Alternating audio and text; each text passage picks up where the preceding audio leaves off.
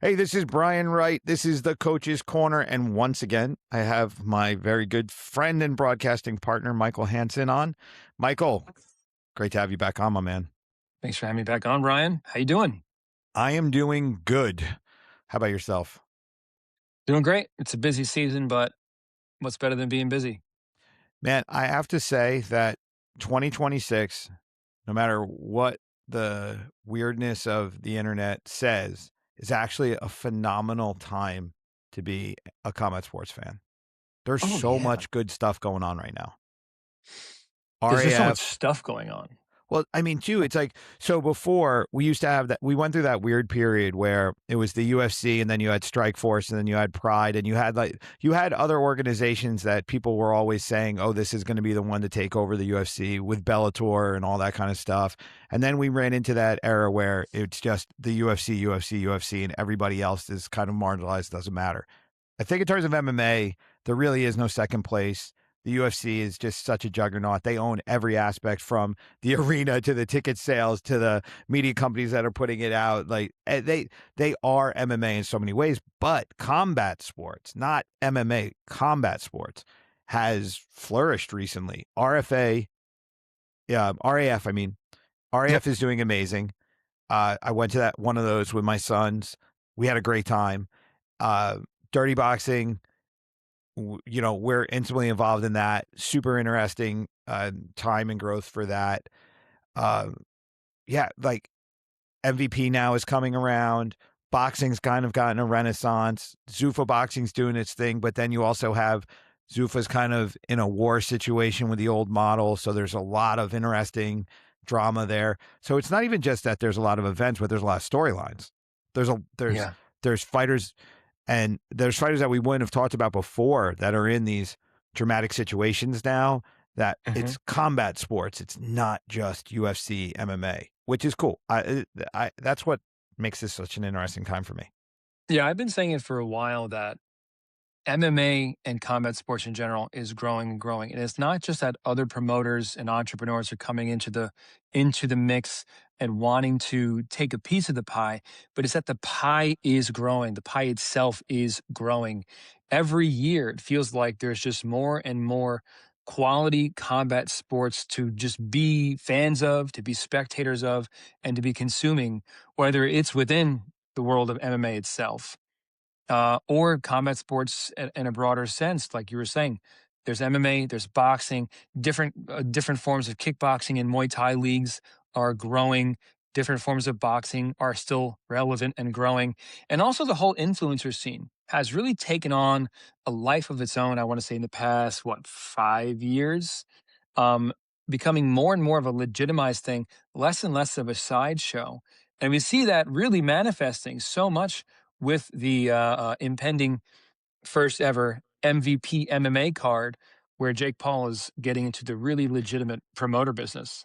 But he's promoting it. The only thing that makes this card more valid to me than the other things MVP has done is that there are no influencers fighting on it. It's Exactly. actually Yeah. all fighters, which is what I Right. like.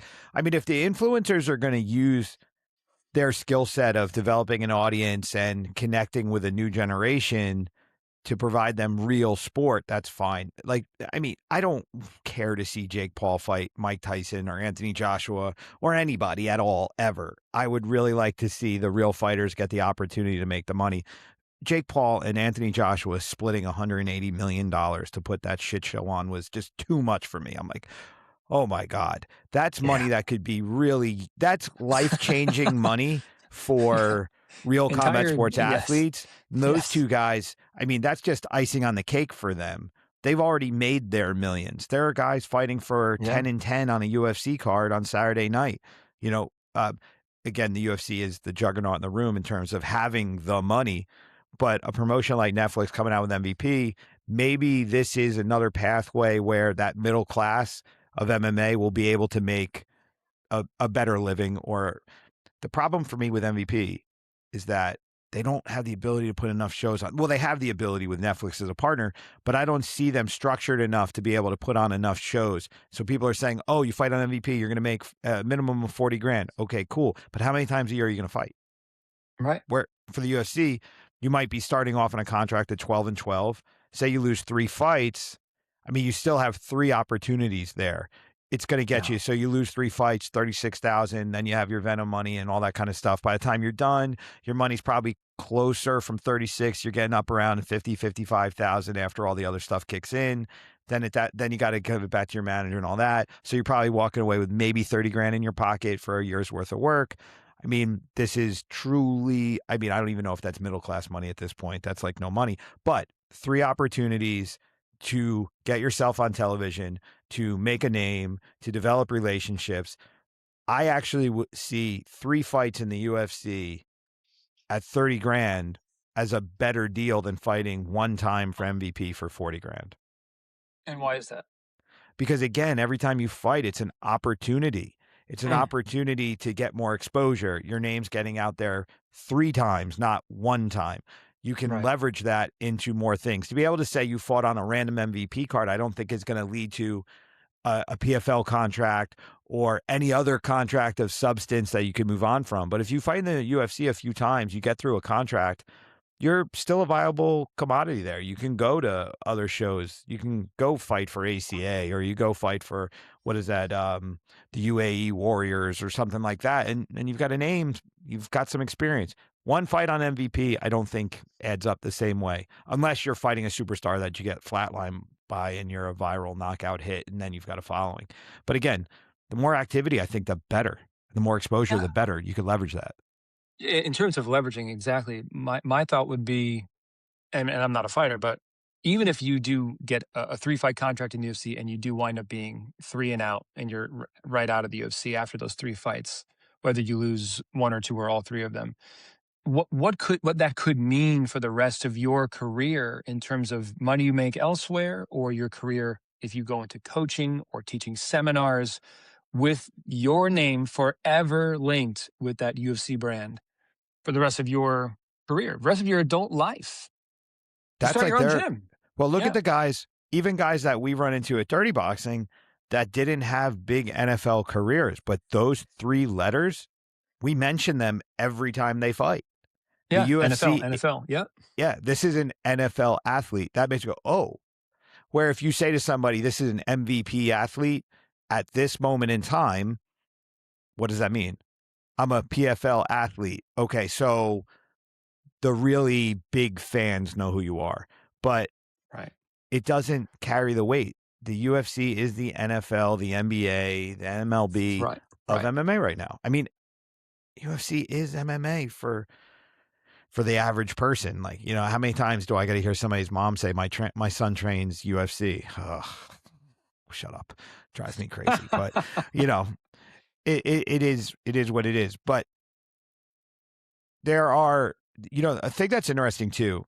With combat sports being what it is today, with having more opportunities, I do believe RAF will be, they're paying better.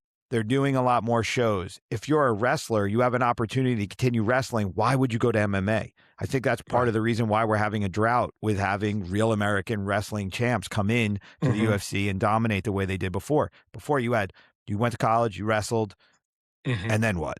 If you couldn't make the Olympic Right. team, then what? And even if you made the Olympic team, you're going to spend the next 10 years of your life trying to be an Olympic champion, and you're not really making any money. So guys are coming into the UFC from wrestling, but now if you can stay in wrestling, why Hmm. not? Why Why not? go get punched in the face when you can wrestle? So, yeah, the UFC is going to lose the pipeline of some of these athletes because of this other combat sports stuff, which I don't really care. But I do see a little bit, we'll see a little bit of a dip in talent because the talent has opportunities to make money doing other things. And NIL changed everything. When the name, image, likeness started paying athletes, you don't have the financial need to fight. So a lot of American athletes, I think, are just staying personalities within their ecosystems instead of venturing in. And that's why you're seeing the Yeah. rise of a lot of these foreign athletes coming in and, you know, dominating it in a more specific way, because for them, the UFC is that path to freedom. Where a guy who's already found freedom, what you need more freedom, like that for me with Gable, I kind of feel that way too. Gable Steveson, I mean, I mean, sure, I'm not sold on what he's going to be able to do yet. I've seen a lot of holes in what he's doing. I think he's so young in the MMA career to say that he's going to be the champ now. That's way premature. Does he have the skill set, the tools? Absolutely. Will he? Not sold 100% yet. But a guy like him, I feel the UFC keeps his name out there, keeps his brand developing. If he doesn't go to the UFC, where he's going to go? He washed out of the WWE, washed out of the NFL. That Olympic gold medalist only holds for so long in name value. So the UFC continues to propel him along. But I feel like for him at his age and his career, this is it. You're either going to be a Mm. reality TV star or a UFC champ. You're not. There's what other sport are you going to go? You start playing basketball? Like you're too short, buddy. But I mean, explosive athlete, probably could dunk one. But yeah, he's not going to be an NBA player. The UFC is it for him. So this will be he's a really interesting one. But again, yeah, like you're going to see these guys. We're getting them. I mean, he's pushing 30, or I don't know how old is Gable Steveson. Do you know? I think he's like 25. Well, then he's good. He's in the perfect zone. He's in the pocket. He's in the pocket for Yeah, and now sure. and now he has his UFC debut coming up, so we're gonna That's see. I'm really excited by that. Oh I mean, yeah, from what we've seen of him is pretty impressive. Uh, I mean, in terms of hand speed, the ability. I mean, going to dirty boxing and taking away all your wrestling ability and challenging that skill set, great. I mean, he didn't have the most formidable opponent, but at the same time, that challenge is formidable enough for a guy yeah. who hasn't done it yet. And then to see what he's done, was it that he went to APC? I mean, Jesus, he. APFC, I'm sorry. APFC. Yes, hit that guy, knocked him out, and then took him down while he was falling. I announced him in both of those fights, That's great. which That's was great. surreal. That was also within like 30 days because he was like a surprise, somewhat late addition main event to that APFC event, which was like 28 days after the dirty boxing. Yeah, So I had just announced Gable in his DVX debut. And then like a week later, APFC was like, surprise, new main event, Gable Steveson in MMA. I was like, whoa! So that was really cool. so you've seen him. You've seen him crack twice in person now. I mean, he really is Yes. a formidable athlete. I will say this, and I said this after DBX, and then this really was reinforced for me after being cage side at that APFC fight. Um, in all of my years ring announcing in MMA, boxing, Muay Thai, but just sticking within MMA, out of every heavyweight fight I've ever sat cage side for, I have never seen a heavyweight move like Gable Steveson. Now, I've never been the announcer for the UFC, so obviously I haven't been cage side for the very, very top of the top, but within the high level pro MMA circles that I have announced for, I have never seen a heavyweight move like Gable. I can agree with that. I don't know when he threw his punches at DBX, they were not technically correct, but they were so fast. They So came fast. so Yeah. fast. And I think his athleticism, his speed, I Yes. think that will make up for a lot of the holes that he has at And wait, this point in his career. and Brian, let's remember at the DBX fight, which was in a boxing ring with ropes, he knocks the guy out and then double leg broad jumps over the top rope at like 255 pounds. I will say it for the third time, I have never seen a heavyweight fighter move like Gable Steveson. But do you know how hard it is to be a gold medalist in freestyle? Do you understand Yeah. how difficult that is to be the guy in freestyle? That's the national sport of like every caucus country. That Right. is a sport that is fully funded, and countries define themselves by how well their wrestlers do. In the United States, wrestling is big within itself. It's not high school football, that you're thinking about these big trajectories. Wrestling in America, especially freestyle Olympic wrestling, is seriously fringe.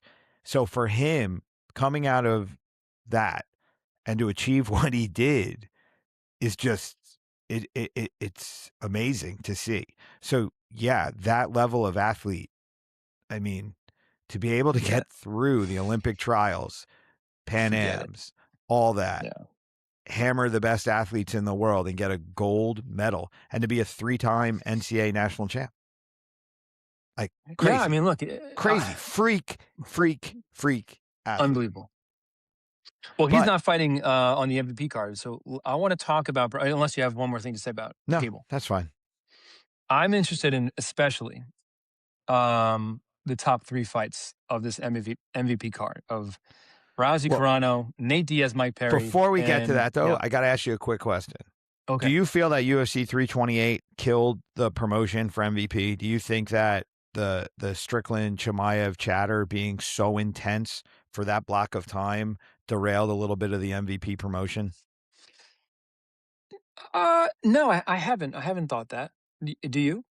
I thought for about a week and a half, MVP was just kind of not there anymore. Ronda was chirping away, whatever, doing her thing, but Right, that right. was about it because Strickland and Chimaev were going at it so hard, and there were so many questions, and there were so many things. And then they did the press conference for the White House, and they did the press conference for 328, and then they did the fight kit release, and then we had the fights themselves, and then the Van fight and Taira fight ended up being one of the greatest MMA fights I've seen in Yeah. 5 years.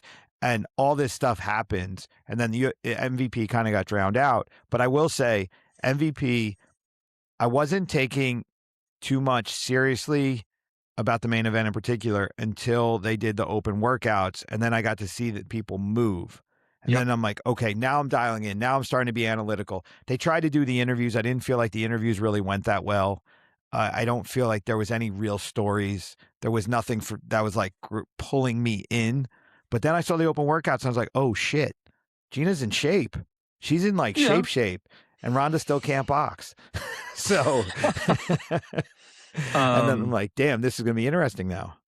Look, Gina Carano is 44 years old. I know that she's a kickboxer, but she's 44 years old. She hasn't fought in what's like 17 years.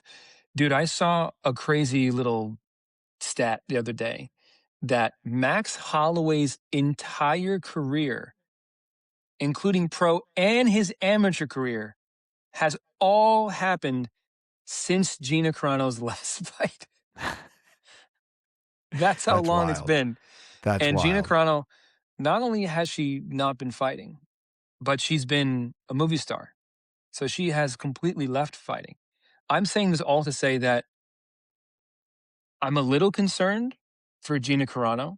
I think she looked good in the open workout. She's moving around. She seems to be lean and in shape. I would be more concerned if it was a younger fighter that's not Ronda Rousey. And I'm not saying that as a dig against Ronda. I mean, I do think. I mean, I'll let the cat out of the bag. I'm taking Ronda. I mean, the odds are heavily in Ronda's favor. But yeah, what do you think? You have the kickboxing background. You saw Gina move around. She obviously. It seems like it's is it like riding a bike? She seemed pretty sharp in her open workout. In shadow boxing. What do you think? Her striking ability is unique. I mean, she's not Amanda Nunes. She's nothing like that. But she's a lot bigger than you. Okay, so you know when you run into a female fighter that you've seen on TV and you've never seen them before, you kind of get that the first thing you think of it is, wow, they're not that big. Like they look so much bigger on TV. But when you meet Gina and you're like, holy shit, this is a big person. Like she's got big hands and she's got big feet and she's got a frame. She can hit. Like this is a woman that can crack. So yes, older. The concern about the older side, 44, talking to a guy who retired at 40, and I will tell you, cardio at 40 is not the same cardio you have at 30. And the cardio at 44 versus 34 is way different. And I gotta throw it out there, she was very, very large for a long time. and Yeah. then out of nowhere is now Yeah. thin. I'm Yeah. like, Yeah. Yeah. what did Yeah. we do? Did we hop Yeah. on the Ozempic train? Right. Like, Right. what'd we Right. do? Because if she went on the Ozempic train, then I'm like, okay, she's probably not going to have cardio and her strength is probably not going to be there because what that does to skeletal muscle and stuff like that. I don't know. I don't know what she did to lose the weight. Was it diet and exercise or was it diet and exercise and a little bit of help? I don't know. So, I mean, I can just look at it and say, okay, for as big as she got to get down as lean as she is, Hmm. and she's not that muscled up, she's just super lean. It's just from the optics, I'm saying, okay, I think we did a little bit of Ozempic here. So I don't know. But the cardio will be the thing for me. If she has the cardio to go more than 5 minutes, then we have a real fight. But if we don't, if we have 2 minutes of cardio, it's a problem because if Ronda gets her tired and can get in on her, put her up against the fence, take her down, she's going to get submitted. She's not See, stopping that. and look, and Ronda Rousey herself is 39 years old, so she's no But spring chicken, active. and has been more active. Even I mean, she also WWE hasn't is fought in. activity, man. That's true. That's true. But that's also been years. Yes. So I think there are also probably cardio questions for Ronda, but I don't even think it's gonna make it out of 2 minutes. I don't either. I think Ronda gets a takedown, gets an armbar, and is done. I mean, because talking going back to the open workout thing, Ronda did her striking open workout, but then when Ronda did her like judo and grappling open workout, where she's just doing hip toss after hip toss to her open workout partner, talk about riding a bike. I mean, I let's mean, not that forget was Ronda Rousey, Olympic gold medalist vicious. judoka, Vicious. and it's like, oh, this is still second nature for Ronda. Like Vicious. she touches you, and you're going for a ride, and then it's just over. So even if this was 15 years ago, I still think this would have been a pretty terrible matchup for Gina Carano. So that said, the moment this fight was booked, I was like, well, this is going to be like 90 seconds. Ronda's just going to hip toss her into an armbar. But the one thing I will say also is it seems like it's been really, really friendly and lovey between these two. And I don't know if that's going to affect anybody's ideas of how this is going to go down. So with Ronda, whenever she was more calm, I would say, it always went a little bit better when she was more level headed. When she was spitting fire at her opponents is when, she would struggle a little bit because I mean, I feel like with Ronda Rousey, it's kind of her mental state is something she wears on her sleeve. I feel that in this one, I think she's confident. I think she's Sure. confident. Gina's And she been should be. quiet, but she's a quiet person. That's Yeah. Yeah. not a big talking person ever. Even at her peak, she was always kind of, you know, she would be a little bit she was always humble, very quiet, was not a big trash talker. So this is interesting. But it's funny though. I don't know if you watched the interviews when they were talking and you could see Gina's face when Ronda would talk. There was a little bit of a going on. Mm, Okay. So I don't think Gina would have come back if she didn't really believe she could do something here. She is bigger than sure. her. She does hit harder Yeah. than She's her. 5'8". She's big. And Yeah. She's tall. she can crack. So again, she's got that power. Who knows? I mean, this could be 3 rounds of just horribly sloppy Mm, MMA. It could be a blowout. It could be a knockout. Who the hell knows? Up until this week, I honestly did not care at right. all. The Right. open workouts, it was the weirdest one. Like I just like I'm just being honest in terms of when the switch got flipped for me was I watched the open workouts and I was like, oh, okay. Yeah. Okay. Yeah. I care now a little bit. I don't care, but my interest level started to go up. I was like, I actually want to see how this goes down now, which was great. Okay. Now, obviously, we all know the path to victory for Ronda: hip toss into an armbar, take my payday, and go home. Brian, what is the path to victory for Gina Carano? You have to maintain the distance with Ronda. You have to keep traffic in between the two of you. You have to frustrate her, get her when she gets frustrated, Ronda will like step off and then lunge. So you need her to get frustrated. If you see Ronda Rousey start taking like a half step back and then she'll kind of like move around looking for the get in, that's when she'll start lunging and then she'll get countered. So for Gina Carano, the key is going to be utilizing the jab, threatening the cross, keeping Ronda uncomfortable, getting her to blitz and run into the cross or run into like a frame and a knee kind of situation. If you stand in front of Ronda Rousey trying to throw stuff, you're gonna get thrown or you're gonna get put into the fence and dragged down. For Gina Carano, it's gonna be touch, and then a half step to the outside, to the left and to the right, creating angles so Ronda never really can get her hips in and get under you. I don't see Ronda landing any strikes of consequence. I think she's going to have to swim through the Carano strikes to get in. Ronda needs to get in, needs to get on the hips, needs to get the takedown. Gina Carano Yep. needs to stay middle and outside, Yep. peppering with stuff.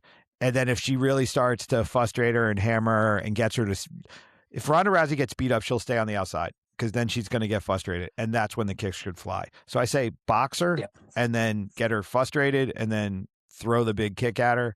And I also think that the kick is such a scary thing for Ronda after the Holly Holm knockout that if she starts to feel like that could come again, she's going to get panicked and start to do dumb stuff. But we'll see. I agree with you. I don't think it's going to go long enough for us to see any kind of game plan like this play out. And I don't know if there's enough gas in the tank to implement this kind of game plan for 15 or 25. Is it 25 minutes or is it 15? I don't even know. It's 5-minute rounds. Yeah, no way in hell these two women are going 25 fucking minutes. Get out of here. I don't think they can run for 25 minutes, let alone fight for 25 minutes. I couldn't run for 25 minutes. I say that as an old person who understands. Like that's Right. it's hard. Our cardio's different now. Lifestyle's different now. Yeah, crazy. I think there's enough tape on Ronda where someone in Gina's position can and should be looking at all of her past fights, all the fights where Ronda looked like a freaking juggernaut. Study the freaking 20 seconds that was the Kat Zingano fight. And juxtapose that to the Holly Holm fight. And what did those two ladies do differently? Kat Zingano rushed right at Ronda, and that's what you cannot do. No, because you are inviting Ronda to grab a hold of you, and that's it. She wants to turn into a ball of laundry. Right. And I mean, Gina Carano needs to stay up all night and freaking Clockwork Orange, tape her eyelids open, and watch the Holly Holm fight and be like, this is another champion caliber kickboxer who fought Ronda this way. I'm going to freaking clone myself as Holly Holm for these 25 minutes, and I'm going to be that kind of kickboxer. I mean, I know that in the jiu-jitsu world, you say you either want to be all the way in or just all the way out. Forget the all the way in part. There's no all the way in on this. Yeah, you want to be all the way out out forever and ever. Amen. And be a boxer and a kickboxer from the outside. If Ronda gets close to her, she needs to evade. She needs to have good footwork. She needs to have good mobility. Pick her apart from the outside. That's, in my uninformed opinion, that is the only path to victory for Gina Carano. Now, it's funny that you said Holly Holm and I said Holly Holm. I actually think a better fight would be Holly Holm versus Gina Carano. I think that would be a better actual fight. The names, let's go. I don't think the names are there for them in terms of how they're promoting this. I think Ronda Rousey, Gina Carano is the fight that everybody talks about they wanted to see, the two women that are responsible for women's MMA. Yeah. There's weight to the conversation, but the actual fight, I think Holly Holm, Gina Carano's, that's a fun one. Who do you have Cyborg fight if you bring her in? I don't even know who you have her fight. You got to fight Ronda if you're Cyborg because it never happened. Come on. They're both, I mean, how old is Cyborg? She's got to be in her 40s too, no? Oh, she's 100% in her 40s. She might be 100. The thing with her is there's just so many questions about her career and her cleanliness of this career. She always says I only tested positive one time or whatever, but there's just so many signs of weirdness there. Like that's always, no matter what, whenever she fights, I'm just like, I can't get on that train. I Can't know. get on that I know. train. It's a dirty ass train. Should we move on to this co-main with Nate Diaz taking on our boss Mike Perry, Mr. Dirty Boxing? I I actually do like this fight a lot. I like it, but I also may hate it by the time it's done. I don't know. I know what you mean. I know what you I'm mean. like, this 10 years ago would have been well, actually, okay, I'm gonna preface that. Let's Nate go. Diaz of 10 years ago against Mike Perry today, I think is the fight. I mean, Nate just he looks so weathered right now, man. The age and the miles are not Yeah. showing well on him. I haven't seen So any of his yeah, training. Did he even do a public workout? I didn't see anything I didn't actually. see Maybe anything not. for him. I I haven't wouldn't be seen a no, no, he single did. He did. You know what he okay. did? He lit a joint on the platform and then like threw a couple of funny like make believe kicks at the cameraman until the cameraman was like, "Okay, please stop kicking me." And he was Jesus just messing with Christ. him. But But that right there is the problem for me. Is he yeah. taking it seriously or is he taking a paycheck? I could see this playing out a lot like Nate's fight against I'm blanking for a second. One of his last UFC fights against Leon Edwards. Oh, yeah. In that in Leon, freaking great kickboxer and presented a lot of danger to Nate Diaz. And what did Nate Diaz do in that fight? A lot of just like Nothing? walking away, like literally walking away, putting his hands on his hips, and then he would kind of like try to blitz at Leon. He ended up catching him with a clean 1-2 And at like the 1 minute mark of the fifth round. but And then he that's just pointed at him.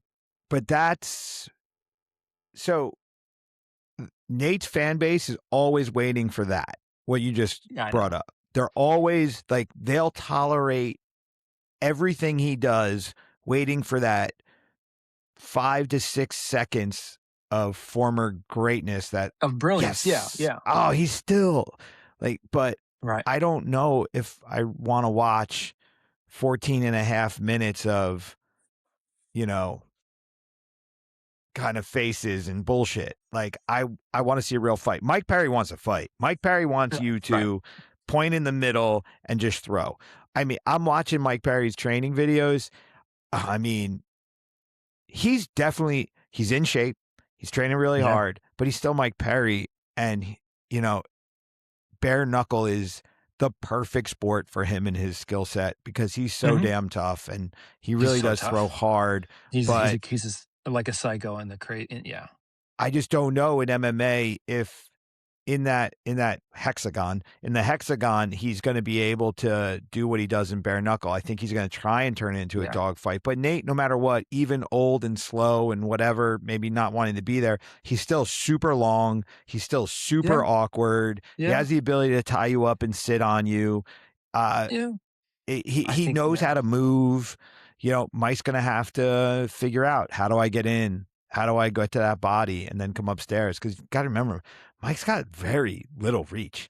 I mean, he's not a guy with long reach and the ability to really get in there on some of these taller guys. That's Yeah, probably but been his biggest kryptonite. The only he's thing for gonna him have is a like him, he needs to get his head in your chest and beat you up. And I just don't right. know if Nate's the guy that you're going to be able to do that with. No, I don't fully agree because I don't think that Nate has the kind of movement, especially at 41 years old, to keep Mike Perry away from him. And other than height and reach, Perry's gonna have every attribute advantage. He's gonna be strong. He's gonna be the physically stronger man. He's gonna be faster. I think he's gonna have faster hand speed. He's gonna have better mobility. And Mike Perry's a freaking pit bull, man. Like, and I don't think Nate has the power in his punches, and he doesn't throw kicks. No, He's not gonna hurt Mike, and I think but Mike should know that. but give me a fight of recent in his last 5 fights where Nate didn't find a way to tie you up I on the know. inside. I mean, there's not too many guys that found that much success on the inside. You find success in the middle with Nate. On the way in, you can catch him. But if you get too close, he's very good at tying you up. And that's a skill you can do forever. So- And on the long Yeah. range, he kind of just stays on the outside. It's when you step into the middle with him and you get him to throw a little bit that you get the overhand. You get something going. So it's really going to be on the ins and the outs that Mike's going to have to do it. On the inside, I think it's just going to be a clinch fest where not that much is going to go on. I think it'll be the transition on the way in where we're going to see stuff get cracked. And the question for me will be with Nate is he going to be able to handle like just a raw, I mean, Mike is just violence in a human. Like, it's He is, crazy. dude. Yeah. He's just violence. And he really wants to hurt you when he throws. He doesn't throw little punches. And that's what makes him Mike Perry. That's why he has a fan base. That's why I enjoy watching him. That's Yeah. what we want to see. So yeah, is he going to be able to use that violence on the way in?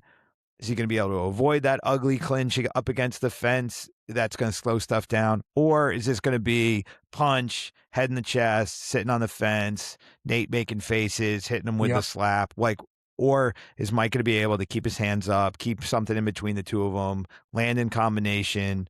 I mean, look, at this I point, think Mike, I think Mike reasonably could get a knockout in this fight. I Reasonably. agree. Or some kind of TKO maybe. And I think again, Mike Perry, as you're alluding to, is the kind of fighter who presents so much violence and danger in there. I do predict we're gonna see a lot of Nate Diaz antics, a lot of Yeah. like literally walking away. Like people are, the broadcasters are going to be like, "Is he quitting? Is he for?" Yeah. And then he's going to like jump back in and try to kind of land a 1-2. And Perry's got to stay patient.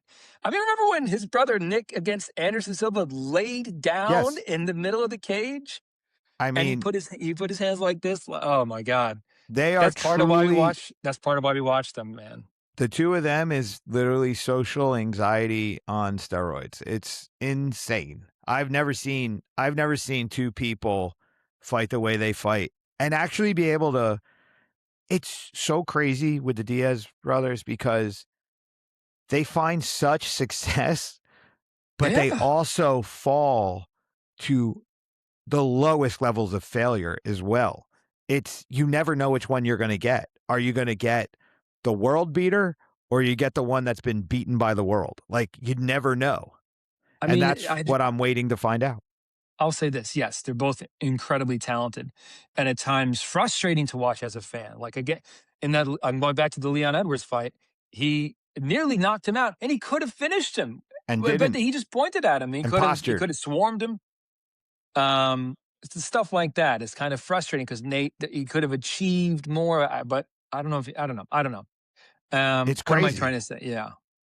No, it's just pure chaos. It's again, it's one of It's those ones. chaos. It's there, but that's what makes right now this lack of understanding what the hell's going on is why we're going to tune in for them. They've Yeah. literally You don't know what's gonna Nate's happen. made a career of being this unpredictable guy. Like, is he going to show up even? Like, the guy shows up 5 hours late for every interview, shows up late for the press conference. We're lucky he showed up for the public workouts, but again, he just started blazing and fucking around. He didn't actually do a workout and show us anything. It's Hmm. just this. They keep you in the dark, so you Yep. just want to find out, okay, when we shine a light, what are we going to see?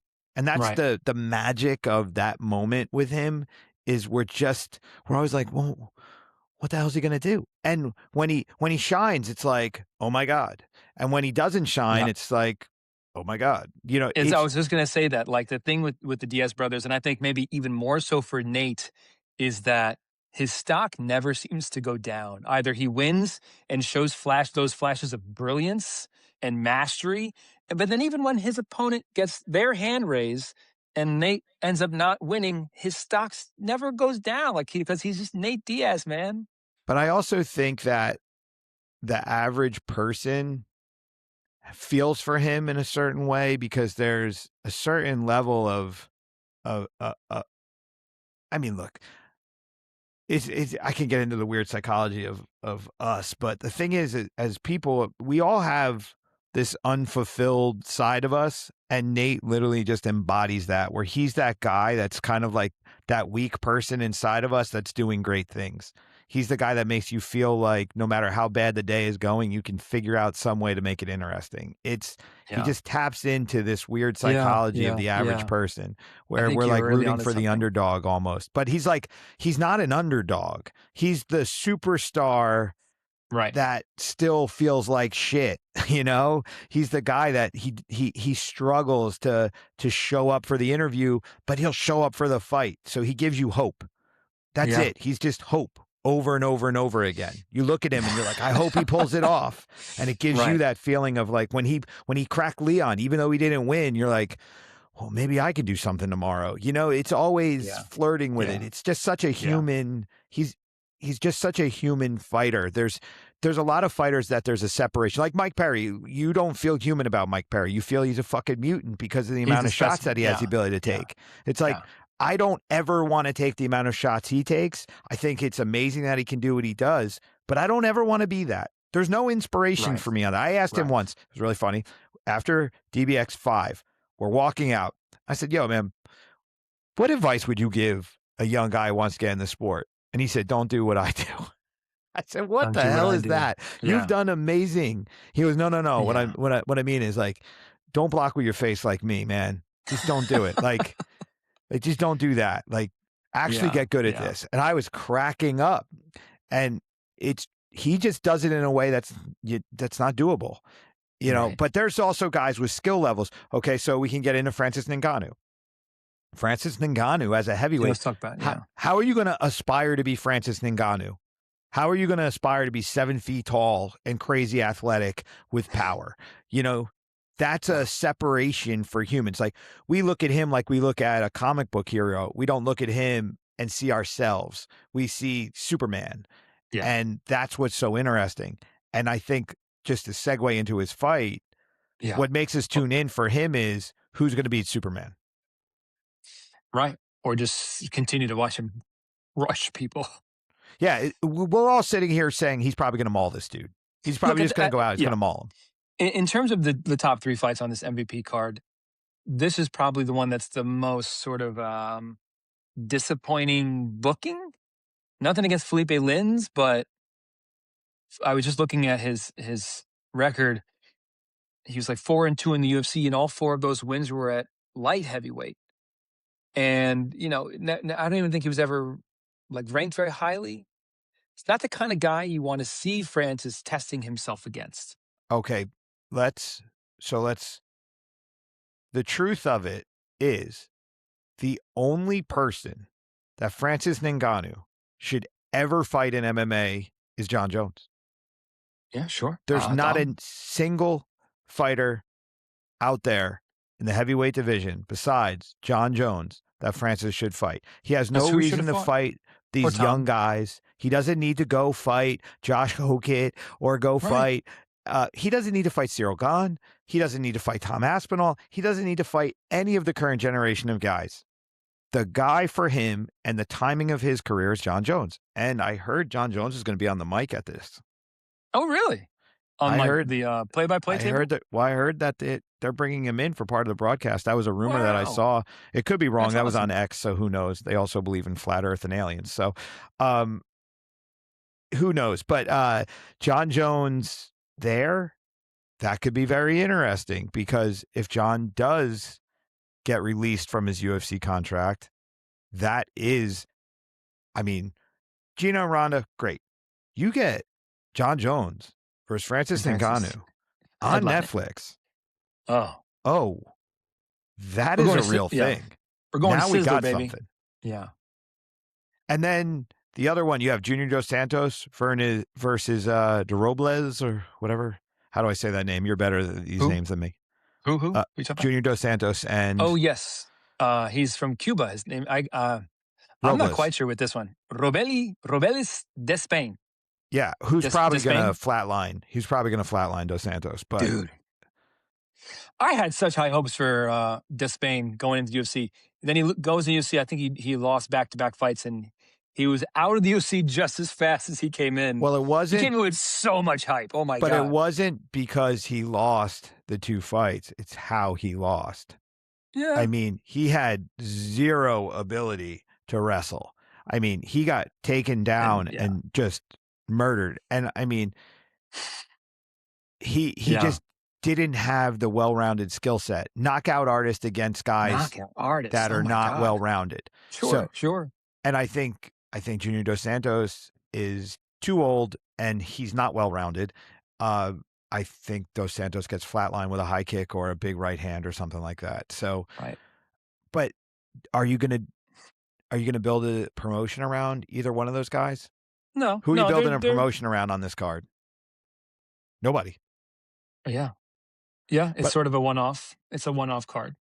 but I don't know how you feel about this, but for me, this goes back to almost the Zuffa boxing argument. I think Zuffa boxing and the UFC represent an NFL type of model for combat sports. It represents a Yeah. full league structure where you have rankings. So basically, you have like a playoff system and a Super Bowl at every weight class. I think it's great. I think it's the structure we need. But then you have fighters that kind of don't fit into the rankings anymore, but they still have a lot of value. So Yeah. I think we should have a spectacle, more boxing promoter-ish style promotion where guys can go to. It's not necessarily the senior tour. It's kind of the misfit tour. It's the I don't Yeah. fit Yeah. into the league. People still want to see me do it. Let's do it in a way that entertains. We still put on good fights, but we don't really care like do they get a belt? We just want to watch them fight. And Yeah. I think that's having that secondary market allows people to still make a living, to capitalize on the name they built. Because some people are better athletes than they, and some people are more athlete entertainers. The athletes can stay in the leagues, and the entertainers can entertain us. And then we get rid of Jake Paul fighting Anthony Joshua, and we get actual combat sports athletes doing it and getting that Yeah. money. And I think that's the cool part. I mean, looking at the MVP card, I think MVP for their first ever not influencer card, like an actual MMA card, I give them props, man. I think looking at this card, they have struck a great balance of getting bookings that, like you were saying, that it's not necessarily the seniors like post retirement tour. It's a good mix of guys who are still pretty relevant. Guys who are former champions in other like headlining promotions, PFLs and Bellators. We have Jason Jackson, Marais from one championship. You got Eileen Pereira, who's Alex Pereira's sister. Uh, Avila, who's in Nate Diaz's camp. I always like Chris Avila. Kenny Cross, who has fought for Bellator. So it's like a lot of still not exactly older guys. They're not like past their prime. They're still kind of in the mix in the world of MMA, and a good number of guys who carry a bit of name value with them themselves. And I think it's an interesting overall card. And then you have obviously those top three fights, which are very, very watchable. Do you watch PFL at all? I don't. So, you know what's really wild with PFL? I mean, I keep up with PFL, but I don't watch every event. I watch it here and there. So I watch PFL and there's something about the way they film it that is weird for me. I think it's because my brain is so wired to a UFC broadcast that the difference takes me time to adjust to. But I always walk away from it going, these guys are good.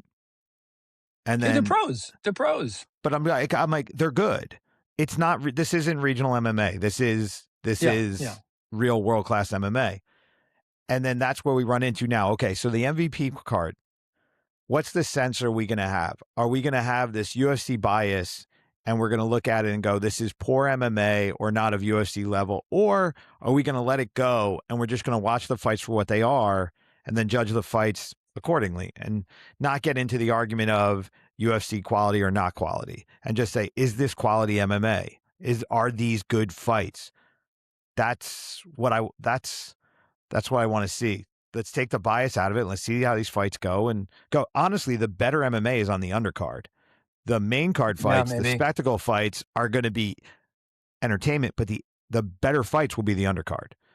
And we just have to say, because they're not wearing Venom and they're wearing whatever they want to wear, and they're, Sure. it's not on Paramount, are we still going to recognize it for the quality that it is? And are we going to be objective about it, or are we going to be in this weird skewed vision? You always have the people that hate the UFC because that, I mean, let's go down the list. It's fighter pay, fighter pay, fighter pay. Like that's the internet argument all the time. So you have people that'll never like the UFC because it's not, or the pride never dies crowd, a bunch of 50-year-old Yeah. guys that, Yeah. want to see Yeah. soccer kicks in a ring, which is cool. But, it's like we, you know, uh, can we look at it objectively, or are we going to be Right. just running into the wall of bias? And all the anti-UFC people are going to say MVP is taking over and UFC is going to crash and burn and Paramount sucks and all that. Or are we going to, again, just have a nice conversation about fights that happen over the weekend, allow the UFC to do its show on Saturday, allow MVP to do its, and then see where the chips fall? I don't know. I'm looking forward to it, man. I'm gonna watch this card. I'm eager to watch it. I'm not going to say it's funny. I'm interested. There I'm are not fights eager. on the card and fighters that I'm eager to see. Yeah, And the I don't production. know. I'm curious to see their production. Yeah, I think their production's going to be It's gonna be I think their awesome. production's going to be similar to what we do at Dirty Boxing. I think it'll Mhm. be like that. I think it'll be a hybrid. It'll be a like the best of boxing and MMA, because Netflix has more experience with boxing and with WWE than they do with MMA. So I think it'll be a little bit more of a hybrid model. And I Okay. think that's good. Mhm. I think it's Yeah. good. Do you like the antiseptic broadcast of the UFC versus a little bit more show of what's been happening with, say, like influencer boxing? Like, What do you mean antiseptic? What do you mean? well, there's no big, there's no pyrotechnics. There's no, like the walkouts, they're antiseptic. They play your music, you walk out, you fight. There's no that pride never dies feel to it. You don't have that show era of stuff. There's Uh, no pro wrestling feel to it. I think okay. I think I'm at this point after many many years. I'm very used to the UFC's whole style of production and their walkouts and everything like that. And on only very rare occasions do they allow a kind of extra special walkout like Adesanya or McGregor at some point had, who was it, Sinead O'Connor singing him live.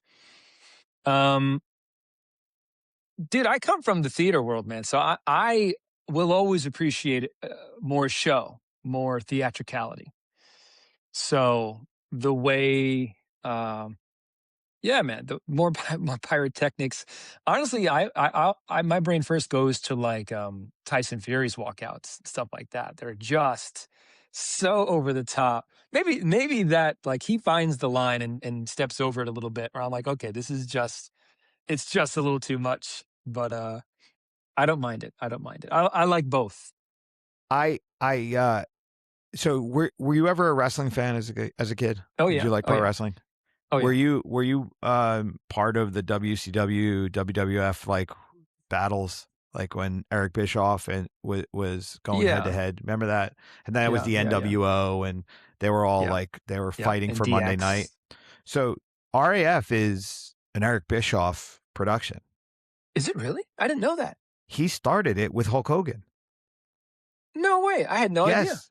So With I went Hulk to the Hogan? one, Hulk Hogan, and that's Wow. why it's Real American Beer is the main sponsor. Hulk No Hogan's way. son is Hulk Hogan's son is one of the main corporate guys. One of those three-letter I titles had is no Hogan's son. idea. Wow. Yes. You're So schooling me. one thing that was super interesting about RAF was that they had pyrotechnics. They had a Uh-huh. massive screen, and everybody had a custom logo and their own song, and they made it. It wasn't So Eric Bischoff was trying to make this actual pro wrestling where it's not fake wrestling, it's Yeah, it's professional real wrestling. wrestling. So it's real American freestyle. So the thing about it is he's bringing in his WCW twist to actual wrestling. Now, this is the thing, because Bischoff, it seems to be playing the same playbook. He's bringing in all these UFC guys to RAF, and they're all wrestling. And I feel like if the UFC does not buy RAF, it's if the money gets better, this is almost going to be that NWO WCW versus WWF thing with the UFC and RAF.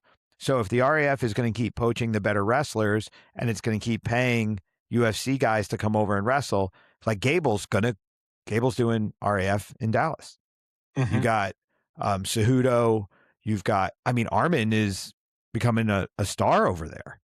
Yeah. Armin's getting more work at RAF than he is UFC, and he already came out and said the RAF money is almost UFC money at this point.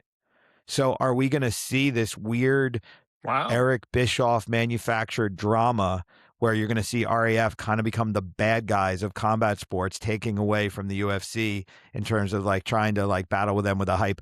I think that would be really cool if they do lean into that a little bit.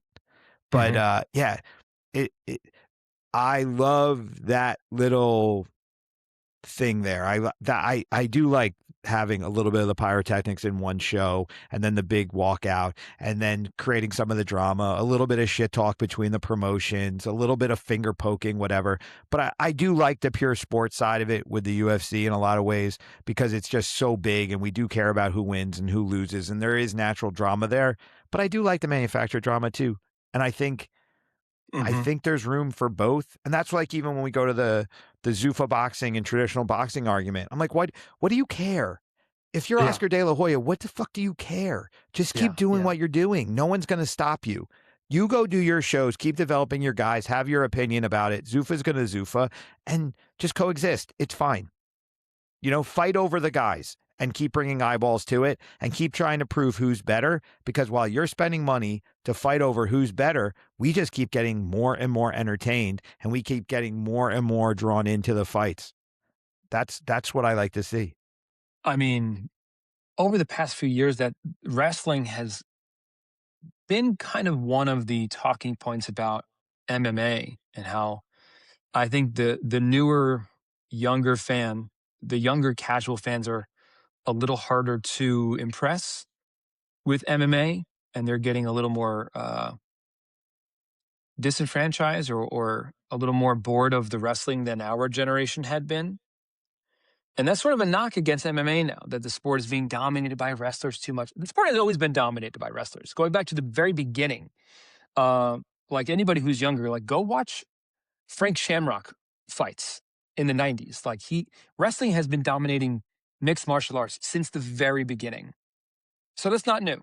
What is newer is like these Dagestani Russian guys who have been like really making their living for the past 5, 10 years in mixed martial arts. But I think it might be interesting if maybe the MMA community kind of bifurcates. Is that the right word I want to use? Between RAF and like dirty boxing, where we have like hybrid striking league, the meeting ground of the best strikers wanting to prove who's the best striker, and just like pure RAF wrestling, And there's a lot of heat that gets generated at both of these different kinds of events.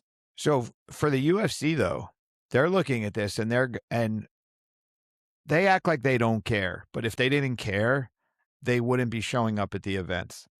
Hmm. And they like to be in control of everything they do. If dirty boxing grows to the point where guys are going to dirty boxing instead of UFC, it'll be thought of as a bit of a problem. If RAF is where wrestlers go instead of the UFC, it'll be a problem. The UFC likes to use other groups to develop people to pull them in or to kick them out when they don't need them anymore. The UFC likes to dominate. If dirty boxing becomes a strong entity on its own, the UFC will either want to absorb it or crush it. And the same thing I see with RAF.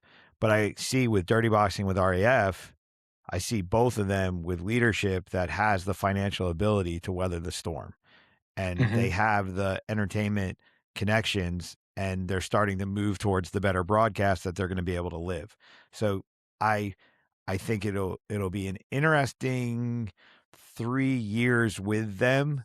I think it'll take 2 to 3 years for RAF and Dirty Boxing to kind of flesh out where they're going to end up. Are they just going to take the money and run from a big organization that wants to get rid of them, or are they going to get a TV contract that's substantial and develop? Hey, PFL went to ESPN and you would never know it. Hmm. But Hmm. does RAF or Dirty Boxing get a real contract with, say, a Netflix or an Amazon?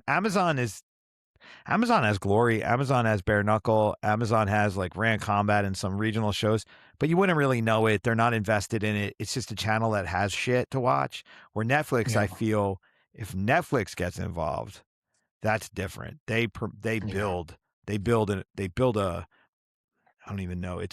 They build a property there. They're building a Is real Glory property. is Glory still doing events? Yeah, Glory. So Oh wow, yeah. kickboxing. They did what, 9, 8 or 9 in 2025? So the thing is, you have kickboxing's interesting. Americans don't care about it, but you have one Ryzen, K1 is back, and you have Glory are all putting on events. They still pay garbage money for kickboxing. Kickboxing just has no real money behind it. In Japan, it does. Ryzen pays a little bit better than Yeah. most, but Yeah. Glory only exists really in the Netherlands and some of the Eastern European countries right now. It really Yeah. imploded. They did not do a good job in expanding the sport. Uh, one we Who knows what the one situation is. It doesn't sound very good financially. They're bleeding money. I don't know how long that's going to last. Ryzen Yeah. is the sleeper, and K1 is making a comeback in Japan. K1 and Ryzen are selling out arenas consistently in Japan. They are developing athletes that are doing very well. Mhm. Um, but if you're fighting in Japan, you're fighting for Ryzen, you would never leave because you're fighting in a sold out Tokyo Dome. So why the hell Yeah. would you come to the United States and fight on a fight night? It's a little surprising that Muay Thai hasn't been more embraced by the West because it's such an exciting sport, but it is what it is. MMA though, so MMA with its diversity of techniques, Mhm. you never really know where it's going to go. There's no Yeah. cookie cutter MMA fight. It's always a little weird and wild. Where the problem with Thai boxing is if you watch a 13 fight card, by the time you get to the fifth or sixth one, you're kind of like, okay, been there, done that. it has um it has its moments, It but does the have its but the moments. It really but the does. rhythm of it tends to be a little static. It's kind of I get you. the same. So it's a great highlight reel. It's a Mhm. great technical instructional moment, but in terms of Mhm. a show, it's not the roller coaster ride that MMA always is. That's true. That's a great point, actually. And then Muay Thai is just boxing at the is highest different. level, Muay Thai is so beautiful to watch. But if you understand it, and the average person doesn't take the time to That's understand true. what's going on, why do you My just favorite kick him in the moments of, head? yeah, just kick him in the head. Just kick him in the Or, head. when 2 guys are clinched and then everybody in the entire audience starts screaming, "Knee, knee, knee." Oh my god. But at the highest levels, I loved how much stillness was in the fighters in Muay Thai. Like, at the amateur levels and, like, early pros, guys are just like rock 'em, sock 'em robots. At the highest levels, those pros, man, they're just so still. There's so much stillness. So It's such a I beautiful chess match. I I went to ISK Nationals last weekend, and I brought three of my guys down there. Two of my guys have, um, you know, my one guy Jalen won ISK Nationals. I think that was his 16th fight. For a young guy, that's a decent amount of fights in America. And then I had another guy, we call him Rambo. I think that was his 11th fight. But then we had Isaac. Isaac never fought before, and he had a huge bracket. He won his bracket, ISK national champ. Had to fight 3 fights over 2 days, and the thing that impressed me about him was he was very calm. We trained him to understand what he was getting into, and he was very calm. And that really was a separator for him. But afterwards, we were talking, and he was like, "This is the hardest thing I've ever done." He goes, Yeah. "Everything hurts." He goes, Yeah. I'm out of gas, and I'm getting battered, and then I'm trying to batter back." And Yeah. both fighters are on the verge of quitting the entire time. And Yeah. it's who can outlast. And that's why if you do Muay Thai, if you do fighting kickboxing, you realize it's an agreement for two people to just keep hitting each other until one person can't take it anymore. It's Yeah. not as technical a chess match as it is, the Hmm. mental and physical endurance factor of it. It's like, okay, let's go run a marathon while trying to hit each other with hammers. It's really freaking hard.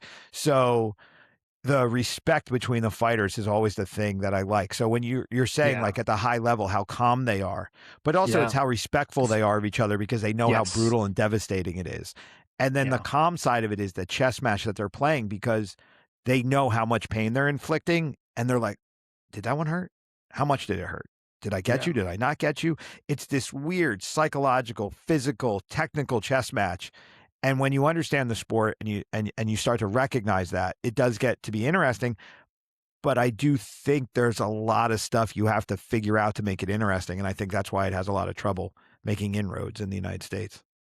Yeah. Yeah. So patient, so calm, and yet so lethal. Lethal. And And every I fight mean, is like a three-act play. Like it starts out very calm and patient, but it ramps up. As that music ramps up, that Thai yes. music that plays, it gets faster and faster. And anyway, we don't have to keep talking about Muay Thai. No, I but actually one I other should get thing out of that's here really, soon. yeah, one thing really fast about that with the music in Thailand, the betting lines dictate the speed of the music. The So, betting lines? so when there's not enough money being exchanged, they bring the music down so that guys Oh, have a chance to like think about which direction they want to go. And then when they see the money start going up, they start ramping it up and they start pushing the pace on the guys. So they how actually, funny. because they're such a gambling centric culture, that a lot of what Oh, they wow. do is to create the opportunity for people to get more involved. So they spend more money on the fights. I did not know that. Brian, Yeah. you keep schooling me on this episode. You know so much. I know. I should get out of here soon, but All right. That's all good. Mike. All right. So really fast, give me, yeah, so Gina and Rhonda, who you got? I got Ronda. All Give right. me And Ronda then first round submission. Mike and Nate. Give me Mike. Give me Mike. I'm going to go Mike with a decision because And then Nate's with going to Francis, do Nate stuff. Francis and I Yeah, can't I even know take the other guy's name. Francis. Francis is Yeah. like a plus 800. Francis by murder. Francis by first or second round knockout. I'm in 100% I agree. will say this, just to dive back into that for one quick second. I don't love this booking, and I don't love it for Francis. Like if Francis loses to a mostly a light heavyweight guy who also hasn't been very active, who was like never even ranked at 205, like it's a lose lose for Francis almost. Anyway, I the conversation that I would like to come back to later after this show is to break down the actual economics of the show because Francis is the interesting one because he left the UFC to make money basically. And he's right? making a massive amount of money. And as much as we say it's a lose-lose, he wins regardless because of the amount of You're money right. that he's getting paid. You're right. He's making more money in this fight than pretty much every other UFC heavyweight's making in their career. I That's mean, true. this You're right. dude In is this one fight, making massive, and he fought massive Tyson Fury. money. He fought Anthony Joshua. He fought PFL once. He's doing fine, and he's 39 years old as well. So And he banked a lot. And he treats his Francis is teams only really well. His coaches make a lot of money. He makes a lot of money. His opponents make better money they've ever made. And that's true. every You're right. You're organization right. he fights for suffers for paying him all that damn money. But that's another conversation to have. Yeah. Okay. So, Mike, Any other picks you want to make? no, I think those are the only ones that I Okay. care Okay. about or anyone cares about. Do you care about anything else on there that I you would mean, throw out? individual fighter, not matchups per se, but individual fighters. I'm interested, but we could. Those are the three that we can pick. Yeah, so let's come back afterwards. Let's see how we feel about this. We can break down some of the economics and let's see. Uh, I'm actually more curious to if Ronda Rousey wins and they give her the mic, what dumb shit is she going to say? That's what I want to see. Because there's a whole storyline we didn't even touch there with all the crap she's been spewing. So I'm really curious to where that's going to go too. So And you brought this up too. I'm very interested if Francis wins and if John Jones is ringside, are they, or cage side or whatever, are they going to bring John Jones up? Is Francis going to call John out? And maybe later this year or next year, are we going to see Francis versus John at MVP 2? headlining. That would I th- be insane. I think the only way for that fight to happen is for all of us to just not say anything about it, and the UFC falls asleep and lets the contract expire. But if we keep talking about it, they're never going to let him go. They're never going to let him do it because they don't want anyone to benefit from what they developed. That's just That's the way true. they operate. That's true. So, shh. I know. Mike, where can people follow you? You can follow me on Instagram at the Michael Hanson, and that's really my only social media that I am Come on, active man, throw your on. Substack out there. And I got a Substack now, which is just my name, where I'm gonna just write my own musings about being a professional ring announcer and all that kind of stuff. And check me out at the next Dirty Boxing. Next week, I'll be in New York City hosting an award show in the makeup industry because I also do emceeing and hosting and stuff like that. And that's what we've got going on, Brian. Well, you need to let me know when you're in New York City because you know I'm not very far from there. So That's true. we have to meet up. All right, Mike. I really appreciate you hopping on today. That was a interesting conversation as Always always. is. I Always. appreciate your time. I appreciate your insight on things. What I you there's always there's a depth to what you say, and that's why I like talking to you. Oh, thanks, man. You don't just surface throw stuff. You really have an opinion that's based off of experience, and I always respect that. So you always have time on my show, my man. Thank you. And I appreciate that. I always do try to kind of toe the line because I don't always love just kind of putting my opinions out there because I'm a ring announcer and I'm meeting these people from time to time and I don't want to ever come across somebody who gets mad at me for saying that I think that they stink. I try not to. I try to keep my opinions positive. I, I'm in the same boat.